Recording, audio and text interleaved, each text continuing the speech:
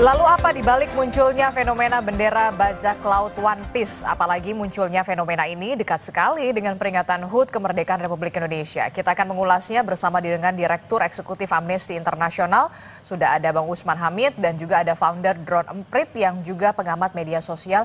Sudah ada Bung Ismail Fahmi. Selamat pagi, Assalamualaikum Bapak-Bapak. Selamat pagi, Waalaikumsalam, Mbak Risti. Iya, kita pagi-pagi begitu ya membahas soal bagaimana fenomena yang lagi ramai sekali terjadi di sejumlah daerah dengan banyak sekali orang yang mengibarkan bendera One Piece begitu ya. Ada lambang tengkorak dengan memakai jerami begitu ya di kepalanya, topi jerami. Nah, saya ke Bang Usman dulu. Bang Usman, kalau menurut Anda seperti apa fenomena di balik kemunculan pengibaran bendera One Piece? Apakah ini bisa menjadi pertanda bahwa ini adalah bentuk kebebasan berekspresi atau seperti apa Anda melihat ini, Bang Usman? Ya, kami melihatnya masih merupakan ekspresi yang sah dan dilindungi oleh undang-undang. Tidak ada kekerasan, tidak ada hasutan kebencian berdasarkan suku, agama, ras, atau lain-lainnya. Sehingga pernyataan-pernyataan sejumlah pejabat yang mengatakan itu memecah belah atau itu makar, itu sama sekali tidak berdasar. Mari kita tengok sama-sama apa sih ketentuan dari misalnya ketentuan tentang pasal makar 104, 106, 107, 108 sampai dengan 1010 pasal hukum pidana itu semua bicara tentang pasal makar.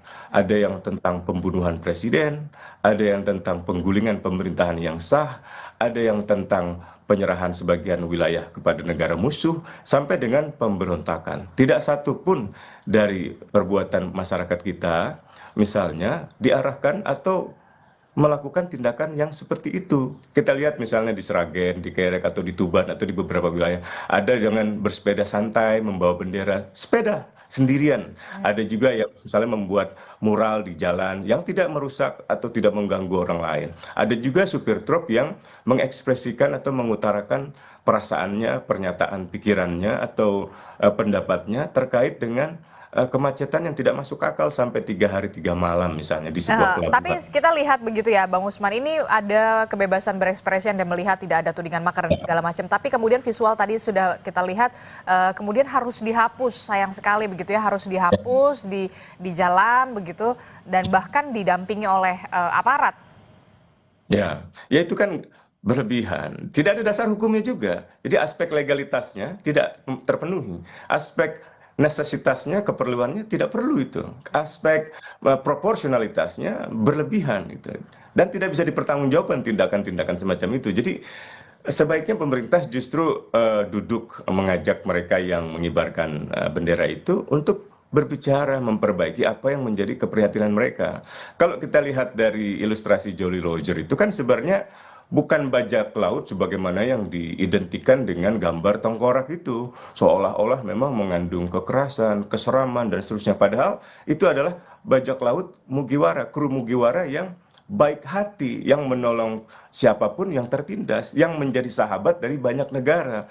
Jadi dalam cerita itu justru yang tersimbolisasi adalah hal-hal yang baik gitu, melawan penindasan. Kan bangsa ini merdeka dengan semangat melawan penindasan. Tadi Pak Menhan mengatakan bangsa ini merdeka dengan darah, air mata, Dan keringat. Ya, termasuk dengan diplomasi, saya tambahkan itu. Tapi itu kan sebenarnya cara warga masyarakat kita, sopir truk, warga biasa yang mengekspresikan anime Jolly Rogers dalam bentuk bendera tengkorak itu, semangatnya sama. Semangatnya sama-sama ingin melawan penindasan, meneguhkan kembali bahwa semangat kemerdekaan Republik Indonesia bukan sekedar membangun kedaulatan dari bangsa asing yang menjajah, tapi juga menciptakan kehidupan yang berketuhanan yang Maha Esa, perikemanusiaan yang adil dan beradab, bukan hanya persatuan tapi juga kerakyatan dan keadilan sosial. Jadi semangatnya sangat semangat kebangsaan dari Indonesia. Tapi itu dituangkan dalam bentuk alegori, dalam bentuk metafor.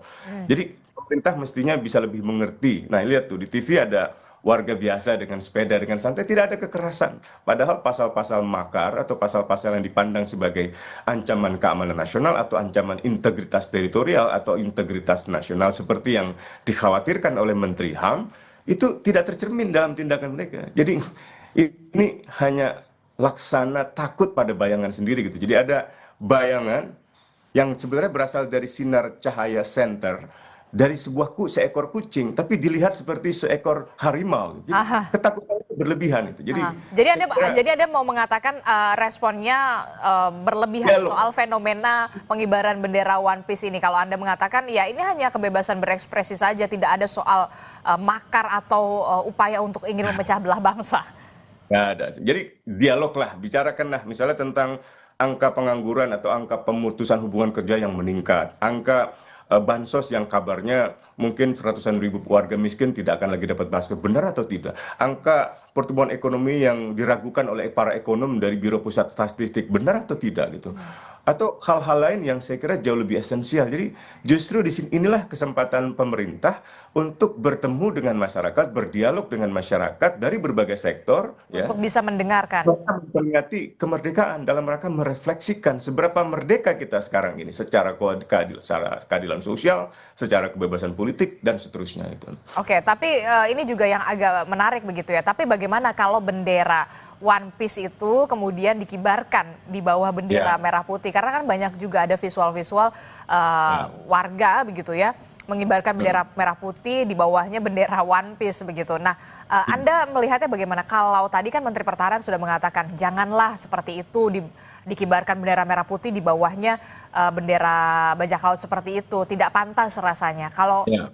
menurut Anda bagaimana? Mbak Menhan boleh mengatakan seperti itu, tapi kalau masyarakat punya arti lain, punya cara lain, nggak boleh direpresi gitu. Jadi kalau misalnya begini, masyarakat mengibarkan bendera di bawah bendera merah putih, bendera anime bajak laut baik hati itu, sambil mengatakan pertama atas berkat rahmat Allah kita bisa merdeka. Terima kasih Tuhan. Yang kedua atas perjuangan para pendiri bangsa, para proklamator, para revolusioner di saat itu, kami sangat bersyukur. Namun demikian misalnya begitu. Kita masih harus membicarakan masalah-masalah ketidakadilan sosial dan seterusnya yang kita gambarkan lewat bendera. Itu kan hal yang tidak ada pidananya, tidak ada kejahatannya gitu. Nah, yang kedua, kalau Pak Menhan misalnya, pokoknya dilarang. Kalau misalnya itu dilakukan akan dipidanakan. Nah, kalau gitu revisi dulu undang-undangnya. Karena undang-undang perlindungan tentang lambang negara seperti bendera dan seterusnya itu kan yang dilarang itu misalnya merobek atau membakar atau menginjak-injak seperti yang diatur di sejumlah negara. Atau melakukan perbuatan lain yang sifatnya merendahkan bendera merah putih atau misalnya menghina bendera merah putih dalam pengertian yang dimaksud dengan undang-undang itu. Kalau kalau yang kita lihat sekarang ini saya kira jauh dari rasa itu. Justru ia ingin menggunakan simbol, metafor, alegori untuk mengetengahkan kembali esensi merdeka itu, esensi merah putih itu kan sebenarnya adalah melawan penindasan dan kru Mugiwara dalam cerita bajak laut ini adalah kru dari bajak laut yang baik hati, yang menolong sesama, Oke. yang melawan penindasan. Jadi semangatnya itu yang harus dilihat ketimbang simbolisasinya gitu loh, Mbak. Oke, menarik sekali begitu ya pembahasan kita soal bagaimana ribut bendera One Piece jelang HUT ke-80 Republik Indonesia, walaupun memang ada berbagai macam pro dan juga kontra soal fenomena ini. Sebenarnya selain Bung Fahmi dan juga Mas Usman Hamid, kami juga sudah lebih dulu juga berusaha untuk mengundang dari kantor kepresidenan, tapi sampai saat ini belum ada jawaban. Kami berharap dari kantor kepresidenan bisa ikut bergabung bersama kami untuk memberikan diskusinya, memberikan perspektifnya juga dari sisi pemerintahan sebenarnya untuk kita bisa berdiskusi di pagi hari ini ya Bang Usman Hamid dan juga Bung Fahmi. Saya ke Bung Fahmi dulu. Tadi sudah dijelaskan oleh Mas Usman Hamid soal bagaimana ini soal kebebasan berekspresi, tidak ada hubungannya soal makar, memecah belah bangsa, dan Anda juga Mas Usman juga mengatakan agaknya kok seperti berlebihan begitu reaksinya begitu. Nah, kalau dari digital sendiri, kalau dari media sosial, apa yang bisa Anda jelaskan soal awal kemunculan simbol bendera One Piece ini sampai akhirnya ramai di media sosial dan akhirnya juga tercetuslah kemudian terwujudlah di dunia nyata begitu ya, banyak sekali pengibaran bendera One Piece di menjelang HUT ke-80 Republik Indonesia. Mas Bung Fahmi. Jadi kalau kita lihat sebetulnya kan jauh sebelum bulan Juli, kan ramai kan bulan Juli kemarin di media sosial. Sebelum itu kan sudah cukup ramai di kalangan sopir. Dan itu tidak ada hubungannya dengan 17 Agustusan, tidak ada hubungannya dengan yang politik. Jadi mereka merasa relate sebetulnya para sopir tadi, seperti yang disampaikan Bang Usman tadi. Bagaimana mungkin dia dapat masalah di jalan, soal kondisi jalan, soal macet dan lain-lain. Dan bendera ini kan artinya apa? Solidaritas ya, ada semangat solidaritas di antara mereka. Dan mungkin ya dia merasa dengan adanya bendera ini itu makin kuat gitu loh, menghadapi tantangan, rintangan di jalan, beratnya kehidupan seperti itu. Dan itu seperti yang ada di gambaran di film. Dan itu belakangan kemudian ramai di media sosial. Kenapa? Kan pas kebetulan menjelang 17 Agustusan. Biasanya kan mereka biasanya itu mengibarkan bendera merah putih. Kemudian ada netizen yang bilang, dulu merah putih, sekarang diganti, bukan diganti sebetulnya. Sekarang yang berkibar adalah bendera Joli ini kan gitu. Nah dari sinilah kemudian mulai ada relate sambungan antara bendera ini dengan 17 Agustusan. Media sosial rame, kemudian direspon. Ya sayangnya respon pertama dari pemerintah seperti yang disampaikan Bang Usman tadi, itu cenderung seperti apa ya, menilai ini sebagai makar ya, nilai sebagai makar, tidak melihat esensinya seperti apa. Langsung pokoknya ini makar, ini sesuatu yang harus diluruskan, tidak sesuai dengan undang-undang dan lain-lain. Nah, hal inilah yang kemudian menyebabkan resistensi itu makin meningkat. Yang tadinya sebagai ibaratnya baja laut yang baik hati, mereka saling membantu di antara para supir ya, supir truk itu. Kemudian kenapa ini dilawan sama pemerintah? Seperti di dalam film tadi, akhirnya kan makin kuat. Nah, karena makin kuat direpresi, ini kan simbol. Simbol itu ketika direpresi, dan itu udah makin banyak lah. Makin banyak orang yang sudah tahu sebetulnya Jolly Roger ini apa. Ini sesuatu yang positif. Jadi melihat, ini kok ada nggak bener nih. Akhirnya timbullah solidaritas di media sosial yang makin besar. Jadilah viral. Saya lihat tuh data sekarang ini 81%, Mbak. 81% itu mendukung. Ya, sentimennya itu sangat positif terhadap bendera ini. Itu kalau kita lihat di media sosial. Itu bukan hanya di Twitter, itu di TikTok. Berangkatnya kan banyak ramai video di TikTok. Twitter itu meramaikan belakangan gitu. Dan meskipun saya analisis banyak percakapan di Twitter, di TikTok, di lain-lain, semua cenderung positif untuk mendukung Jolly Roger ini. Nah, apa yang akan terjadi akhirnya, ini kan pertarungan simbol ya, pemaknaan simbol. Dan kita bisa lihat dulu pernah ada itu, simbol V for Vendetta ya. Jadi orang protes anonim pakai masker, ya, pakai masker menutup muka, pakai vendetta. Tadinya sebetulnya sama, mirip seperti ini juga. Ekspresi seni yang kemudian oleh pemerintah itu secara internasional, beberapa negara melihat ini sesuatu yang harus dilawan. Malah akhirnya menjadi simbol perlawanan internasional. Ini yang perlu kita hati-hati juga ya, karena simbol itu nggak bisa direpresi. Simbol itu bisanya tuh diresapi, dipahami maknanya seperti apa. Ketika direpresi, oke misalnya di jalanan tadi kan ditutup ya, itu bisa udah muncul itu saya lihat tuh di TikTok juga. Mereka menggunakan apa? Artificial intelligence, menggunakan AI, generate pakai AI. Siapa yang bisa merepresi pakai AI? Disebarkan di TikTok itu banyak sekali video-video dari apa itu kendaraan truk itu menggunakan bendera ini pakai AI di generate. Jadi hal ini kan bisa menimbulkan ekspresi yang jauh lebih luas lagi. Solusinya paling bagus ya tadi, harusnya saya sepakat dengan Mas Usman, ini adalah dialog. Karena saya lihat ini kan ada pertemuan antara dua generasi ya yang berbeda. Sama-sama sebetulnya sama-sama cinta tanah air. Saya nggak yakin mereka yang mengibarkan bendera merah putih itu tidak cinta, sama cintanya gitu. Cuma gimana cara ekspresinya ini harus dipertemukan. Oke, jadi ini merupakan simbol begitu ya, seharusnya tidak perlu reaktif begitu ya untuk merespon hal ini begitu. Walaupun Menko Polkam Pak Budi Gunawan menyatakan pemerintah akan mengambil tindakan hukum secara tegas dan terukur jika ada unsur kesengajaan dan provokasi dalam pengibaran bendera One Piece. Dan langkah ini diambil demi menjaga ketertiban dan kewibawaan simbol-simbol negara. Nah itu gimana tuh Mas Usman? Pak Budi Gunawan, Pak Menko sebaiknya tidak perlu sampai ke sana. Saya kira akan lebih baik jika Pak Menko misalnya mengkoordinasikan sejumlah kementerian atau memastikan menteri-menteri yang terkait merespon permasalahan-permasalahan esensial yang disampaikan oleh mereka, dari mulai warga biasa, para sopir truk, atau generasi muda yang seringkali mengeluhkan berbagai kondisi Republik ini, entah itu masalah korupsi, lingkungan hidup, atau layanan-layanan masyarakat di tingkat bawah. Seperti tadi saya katakan, misalnya begini, saat ini kita tahu dunia, bukan hanya Indonesia, mengalami tantangan ekonomi yang sangat berat.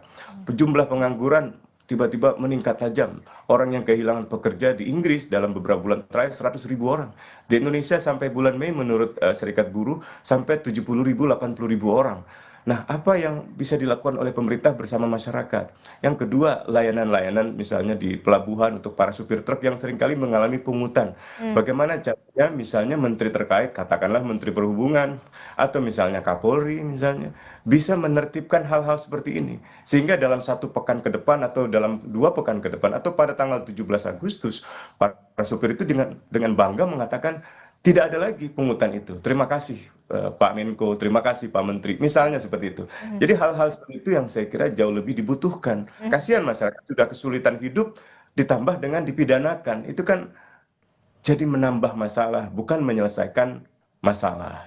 Oke, di media sosial juga kan ternyata Mas Fahmi respon-responnya juga beragam, bahkan dibalas dengan publik dengan menyebarkan gambar Wakil Presiden Gibran Rakabuming Raka yang ternyata juga pernah menggunakan pin berlogo One Piece sebelum dilantik pada 20 Oktober 2024. Gibran ini mengenakan pin berlogo One Piece saat silaturahmi di Desa Bersatu pada 19 November 2023, kemudian ada deklarasi pemilu damai di 27 November 2023, dan ada juga saat debat Cawapres pada 21 Januari 2024. Anda melihatnya gimana nih, jadi balas-balasan begitu kalau di media sosial, kemunculan One Piece ini?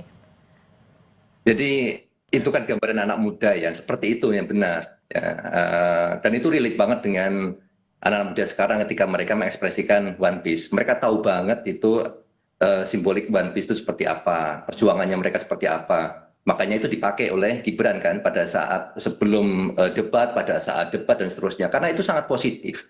Itu seperti simbol ya. Ada satu gambar kecil saja, simbol itu menariknya. Gambar kecil, nggak usah kita banyak bicara. Di situ menyampaikan pesan apa? Ini kita lagi berjuang melawan ketidakadilan, korupsi, dan lain-lain. Seperti itu yang kalau Mas Usman bilang tadi, bajak laut yang baik hati, ya kan ekspresinya itu. Dan itu pada saat Pilpres kemarin itu menarik perhatian anak muda.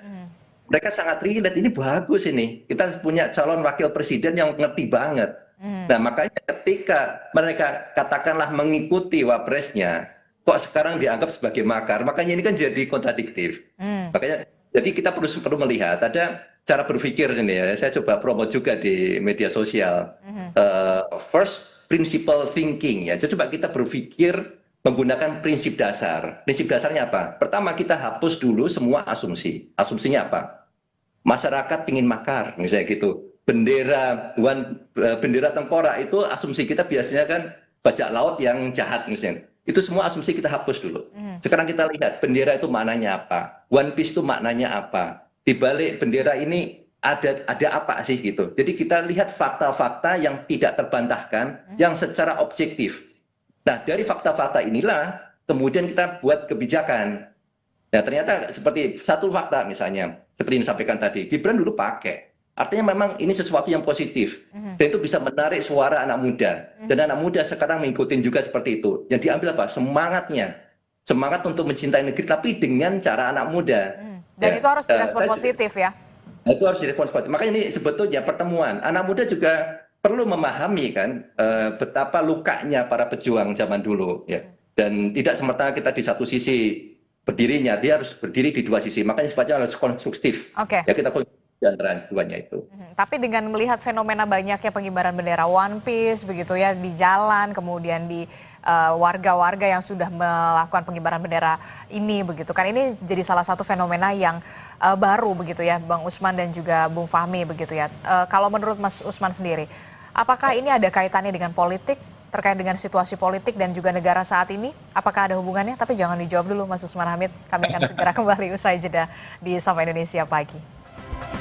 Sebelum kita lanjutkan dialog kita di pagi hari ini, saya akan mengajak Anda untuk menyimak bagaimana pernyataan warga terkait dengan bendera One Piece. Apa sebenarnya kata mereka? Kita simak berikut ini tanggapannya. Ini menurut saya agak aneh sih kalau misalnya dilarang ya, karena dengan adanya pengibaran One Piece atau enggak dikibarkan pun juga tidak ada melunturkan rasa kewarganegaraan kita ya terhadap nasionalis kita terhadap Indonesia gitu. Jadi mending daripada negara mengurusi hal-hal One Piece ya, mending urusin yang lain deh gitu. Menurut saya bendera One Piece itu kan bendera yang dari kartun, yang kenapa sih pemerintah nggak atau ngelarang gitu untuk dikibarkan di sini? Karena menurut saya sebenarnya boleh-boleh saja dikibarkan selagi itu tidak menyinggung arti dari merah putihnya sendiri, yang dimana merah putih itu kan sebagai bendera nasional kita. Memang ada dua sisi ya, jadi dari pemerintahnya mungkin ada kekhawatiran bahwa bendera ini digunakan sebagai simbol aktivisme tertentu. Tapi di sisi lain saya juga takut kalau misalnya memang ini bendera digunakan atau ditunggangi untuk aktivitas-aktivitas yang sifatnya anarkis gitu. Ya sebenarnya agak lebay kalau menurut saya ya, dengan segala respek ke pemerintahan. Tapi justru menurut saya kalau misalnya pemerintah memandang bahwa aksi seperti ini tuh dianggap ilegal atau membahayakan negara, itu justru akan bikin rakyat sendiri makin marah. Menurut saya agak dilonggarin aja sih untuk hal-hal seperti ini. Terutama ini kan juga nggak ada unsur-unsur sara, nggak ada unsur-unsur yang membahayakan bagi siapapun, justru sedikit lucu bagi saya. Bagi netizen sih malah konten ya, terutama bagi fans One Piece. Ya, kita masih membahasnya soal bagaimana ribut soal pengibaran bendera One Piece jelang hari ulang tahun kemerdekaan ke-80 Republik Indonesia. Kami juga sudah kedatangan anggota DPR RI dari fraksi PDI Perjuangan, ada Bung Andreas Hugo Pareira. Bung Andreas Hugo, selamat pagi. Apa kabar? Selamat pagi Adisti, selamat pagi Mas Usman. Iya, kita sudah di paruh pertama, kita sudah membahas soal bagaimana ribut-ribut bendera One Piece begitu ya, yang banyak sekali fenomenanya gitu dikibarkan di sejumlah daerah begitu. Nah, kalau Bung Andreas Hugo sendiri sebagai anggota DPR dari fraksi PDI Perjuangan, Anda melihat ini masalah atau enggak sih? Lebay enggak sih? Ya, terus terang Adisti, saya beberapa waktu yang lalu, kalau tidak salah 4-5 hari yang lalu ditanya oleh wartawan gitu, bahwa ada pengibaran bendera namanya One Piece ini, terus kemudian apakah ini bentuk kegiatan makar gitu. Saya justru kaget gitu, kaget kok ada hal yang gerakan-gerakan makar gitu. Kemudian saya coba cari tahu lebih jauh, terus kemudian saya tanya ke anak saya, katanya karena viral di media sosial gitu. Terus anak saya jelaskan, saya ingat dulu memang di meja belajar anak saya itu banyak komik-komik ini gitu. Saya teringat itu, betul juga ini, artinya ini memang komik yang digemari anak-anak gitu kan. Dan juga gambar tengkorak itu ada lambang bajak laut lah, kurang lebih seperti itu gitu. Nah, menurut saya sih kalau dituduh makar terus itu agak berlebihan lah gitu. Artinya ya mungkin banyak orang yang juga ya hanya ikut-ikutan saja, terus kemudian ya ya rame-rame lah. Tapi menurut saya kalau ini sebagai suatu fenomena, saya kira ini berbentuk ekspresi simbolik dari masyarakat. Yang perlu dilakukan oleh negara, dalam hal ini pemerintah, adalah kita cari tahu apa sih sebenarnya, mengidentifikasi apa sih sebenarnya makna yang dimaksudkan dengan ekspresi publik seperti ini gitu.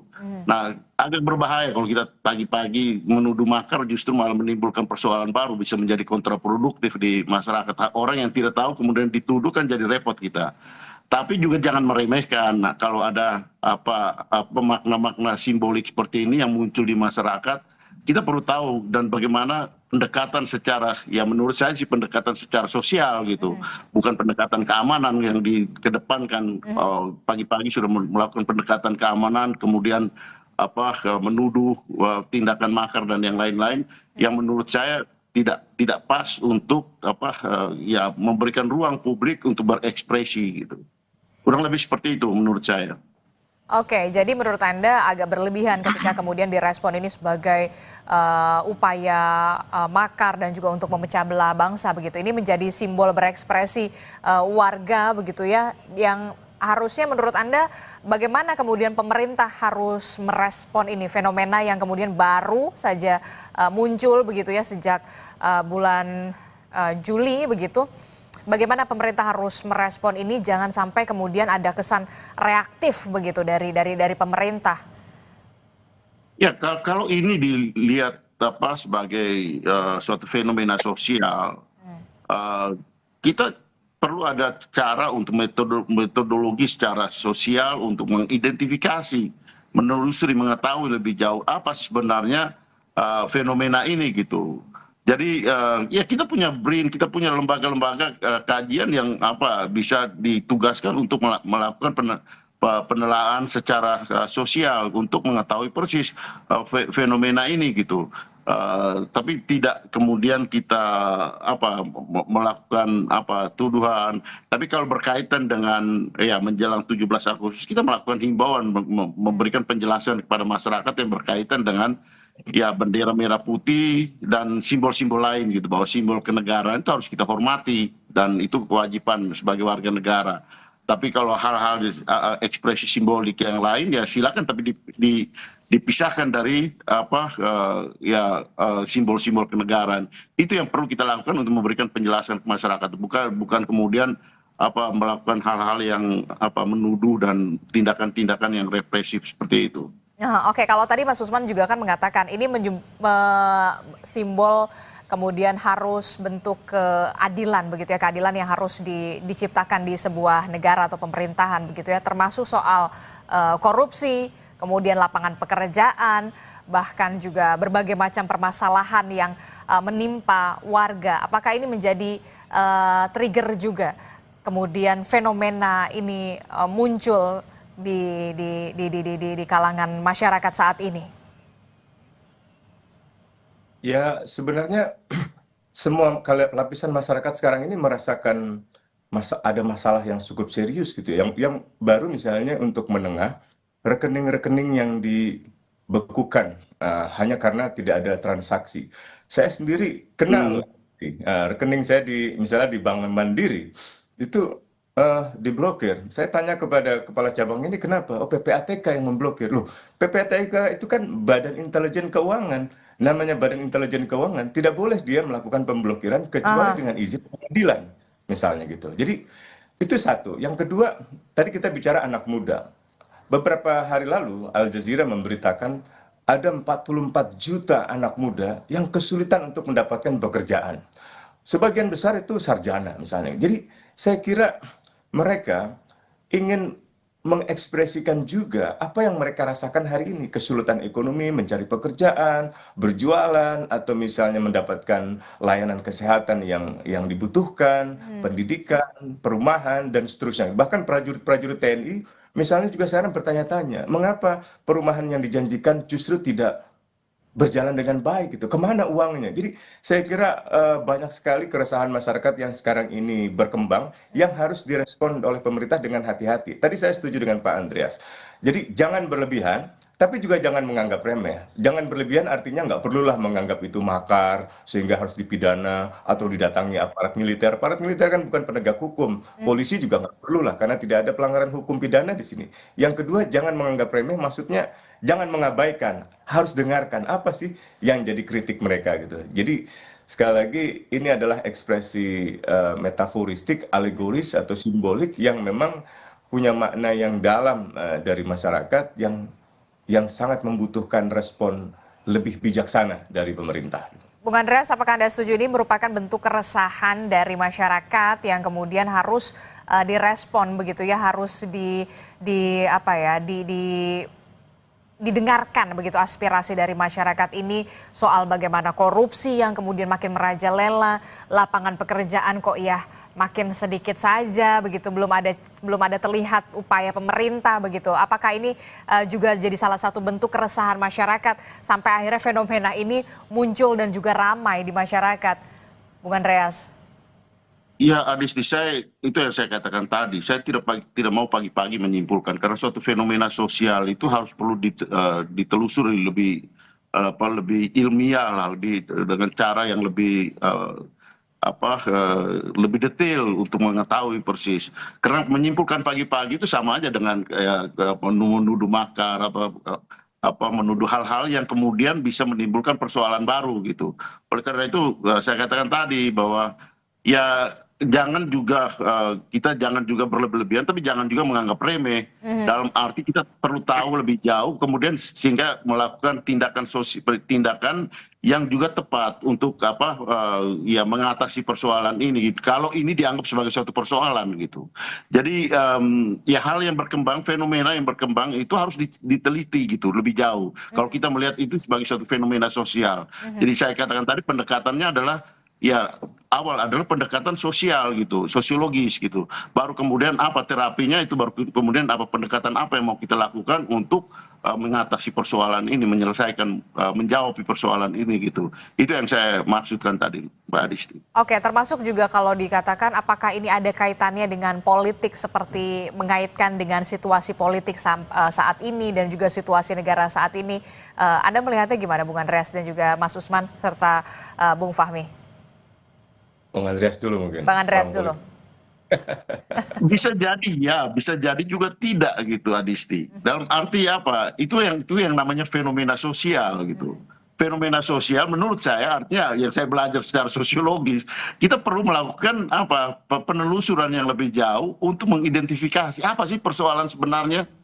Dan kemudian setelah kita tahu apa persoalannya, baru kemudian ya kita melakukan Cari solusi tindakan bersama. cari solusinya gitu. Dan itu adalah tugas negara gitu. Dalam hal ini ya pemerintah yang mempunyai otoritas dan mempunyai aparat untuk melakukan hal-hal tersebut gitu. Tapi kalau pagi-pagi kita membuat kesimpulan, itu berbahaya gitu. Kalau untuk berbahaya dalam arti apa? Bisa kita salah menyimpulkan dan salah melakukan tindakan gitu. Nah, saya kira ya ini muncul kan tiba-tiba gitu kok ya ada orang menggunakan bendera ini atau simbolik ini, simbol-simbolik. Meskipun tadi saya dengar juga katanya sebelumnya Mas Wapres juga sempat menggunakan itu. Kalau beliau juga sempat menggunakan itu kemudian dituduh makar, gimana nanti? Oke, Mas Usman, bagaimana Anda melihat ini? Apakah ini ada kaitannya dengan politik ataupun kemudian situasi politik dan juga situasi negara saat ini? Politik dalam pengertian filsafat Aristotelian ya, politik kebaikan, kemaslahatan, kemuliaan, ya itu ada. Itulah yang ingin disuarakan oleh para sopir truk, oleh anak-anak muda, bahwa kemerdekaan Indonesia itu haruslah diukur dari seberapa maslahat, seberapa adil, seberapa sejahtera. Telah kita lihat di dalam kenyataan, itu cita-cita politik kan, cita-cita para proklamator yang berpolitik atau mendirikan partai politik atau misalnya memimpin pemerintahan. Tapi kalau politik dalam pengertian, oh ini ada orang, kelompok atau aktor besar yang ingin menjatuhkan pemerintahan Prabowo, siapa gitu? Nggak ada. Analisis politik yang kita bisa ikuti kan sederhana. Bahkan kubu politik yang semula bersaing dengan kubu politiknya Prabowo itu baru mendapatkan katakanlah suatu insentif politik kan. Misalnya PDIP separuh kan beroposisi nih di bawah Pak Hasto Kristianto dan juga Ibu Mega gitu kan. Tapi kan belum lama ini Pak Hasto baru dibebaskan misalnya dengan amnesti. Atau misalnya pesaing politik lainnya dalam Pilpres kemarin adalah kubunya Pak Anies Baswedan. Pak Tom Lembong itu kan misalnya di proses hukum yang jelas sekali motifnya politik gitu. Itu sudah diberikan insentif politik. Jadi tidak ada alasan untuk mengatakan ini ada manuver politik. Begitu pula dengan Pak Jokowi, katakanlah begitu ya. Banyak menteri di pemerintahan sekarang itu menteri-menteri yang merupakan kabinet dari pemerintahan sebelumnya, bahkan anaknya Pak Jokowi wapresnya. Jadi sebenarnya kekhawatiran ada yang menunggangi secara politik untuk kepentingan mengganti pemerintahan atau menggulingkan pemerintahan yang sah seperti definisi makar itu, saya kira itu seperti tadi saya katakan, melihat ada ancaman macan atau harimau, tapi sebenarnya itu bayangan dari sebuah cahaya kucing gitu. Jadi berlebihan gitu. Ketakutannya ketakutan yang ada di dalam kenyataan dan ketakutan pada ancaman yang ada dalam pikiran lebih besar dalam pikirannya gitu. Nah, ini yang saya kira ya seperti takut pada bayangan sendiri gitu. Karena itu dialog lah gitu ya, jangan represif, jangan tangkap, jangan melakukan tindakan-tindakan yang sebenarnya tidak perlu secara hukum, baik hukum pidana, hukum perlindungan bendera, atau hukum-hukum lainnya yang sebenarnya tidak ada dasar untuk mengambil tindakan represif hukum terhadap mereka gitu. Kalau dari Bung Fahmi sendiri, kalau di media sosial sendiri, apakah Anda melihat apakah ini ada kaitannya dengan situasi politik dan juga situasi negara saat ini? Singkat saja, terakhir. Ya, jadi saya gunakan social network analysis ya. Di situ ketahuan siapa saja yang berbicara dalam topik ini. Apakah ada? Kalau kita bicara politik, kita lihat pada saat pilpres kan ada klaster kubu A, kubu B, kubu C. Ada nggak klaster-klaster seperti itu yang sekarang ini? Saya lihat tidak ada. Kebanyakan yang berbicara itu ada aktivis, ada publik secara umum, kemudian ada media. Klaster yang pro dan kontra yang pada saat pilpres itu saya nggak lihat mereka membawa narasinya, gitu, membawa agendanya. Jadi saya lihat ini memang murni ekspresi publik untuk menyampaikan kecintaannya mereka kepada Indonesia dengan wujud mungkin protes, ekspresi seperti ini. Gitu. Mungkin ada sebagian kecil memang yang mencoba untuk menggunakan hashtag-hashtag tertentu, tapi nggak kemana-mana, hanya kelompok kecil itu saja. Dan itu tidak menggambarkan secara keseluruhan. Misalnya itu ada hashtag, misalnya saatnya ganti Prabowo Gibran, itu ada, itu kecil sekali. Tapi bisa kemudian ini dipakai sebagai gambaran keseluruhan, ya seperti itu. Ini ada mencoba aja main-main. Saya bisa lihat ini bisa di-ignore lah gitu. Makanya kalau ketika pertanyaan tadi ada nggak hubungannya dengan politik? Kalau dari sisi data ini lebih natural dari publik aja bicara. Apalagi kalau kita lihat di TikTok, itu publik umum, mereka menggunakan artificial intelligence, kegiatan mereka sehari-hari, foto-foto tentang truk dan lain-lain. Itu jadi viral dengan narasi yang mereka bikin. Ya. Dan itu kalau kita lihat profilnya, itu profil akun-akun yang selama ini memang sudah aktif menyuarakan kegiatan mereka, tidak selamanya bicara politik gitu. Oke, jadi apa yang kemudian bisa menurut Anda bisa direspon dari pemerintah utamanya di media sosial terkait dengan ini? Ada beberapa respon yang sudah mulai positif, misalnya ya Pak Dasko yang cukup terkenal yang di awal melihat, oh ini saya mendengar ada sesuatu yang dianggap makar lah.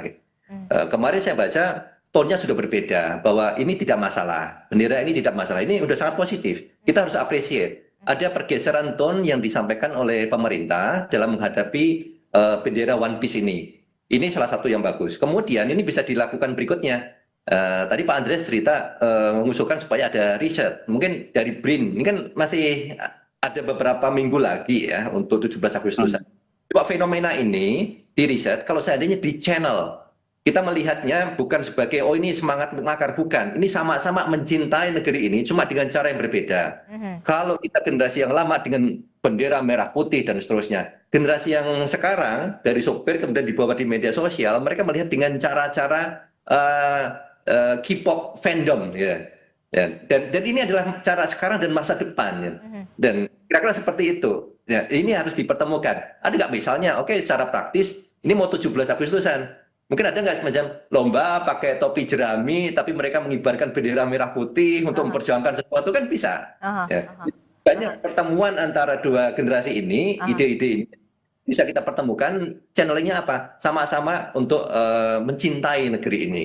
Oke, jadi paling tidak harus direspon positif dulu, kemudian jangan reaktif dulu, dan harusnya lebih direspon juga secara kreatif begitu ya. Apa sebenarnya didengarkan dulu, apa sebenarnya menjadi aspirasi atau keinginan dari para masyarakat kita sampai kemudian ada fenomena semacam ini, dicarikan solusinya bersama oleh pemerintah selaku otoritas yang paling kuat di negeri ini. Terima kasih founder Drone Emprit yang juga pengamat media sosial Bung Ismail Fahmi sudah bergabung bersama kami. Kemudian ada Direktur Eksekutif Amnesty International Bang Usman Hamid, dan juga ada anggota DPR dari fraksi PDI Perjuangan Bung Andreas Hugo Parera. Terima kasih Bapak-bapak, sehat selalu. Assalamualaikum. Waalaikumsalam. Waalaikumsalam.